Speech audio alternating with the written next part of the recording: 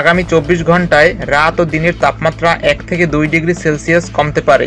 একই সাথে শেষ রাত থেকে ভোর পর্যন্ত সারা দেশে হালকা থেকে মাঝারি ধরনের কুয়াশা পড়ার সম্ভাবনাও রয়েছে। শুক্রবার 7 ফেব্রুয়ারি সকালে আবহাওয়া অধিদপ্তর থেকে প্রকাশিত পরবর্তী 72 ঘন্টার আবহাওয়ার পূর্বাভাসে এসব তথ্য জানানো হয়েছে। পূর্বাভাসে সিনপটিক অবস্থা সম্পর্কে বলা হয়েছে, উপমহাদেশীয় উচ্চচাপ বলয়ের বর্ধিতাংশ পশ্চিমবঙ্গ ও তৎসংলগ্ন বাংলাদেশের পশ্চিমাঞ্চল পর্যন্ত অবস্থান করছে। মৌসুমীর স্বাভাবিক লঘুচাপ দক্ষিণ বঙ্গোপসাগরে অবস্থান করছে, যার প্রভাবে আগামী 72 ঘন্টা অস্থায়ীভাবে আংশিক মেঘলা আকাশ সহ সারা দেশের আবহাওয়া শুষ্ক থাকতে পারে। তবে শনিবার 8 ফেব্রুয়ারি সকাল 9টা থেকে পরবর্তী 24 ঘন্টায় ভোর পর্যন্ত সারা দেশে হালকা থেকে মাঝারি ধরনের কুয়াশা পড়তে পারে।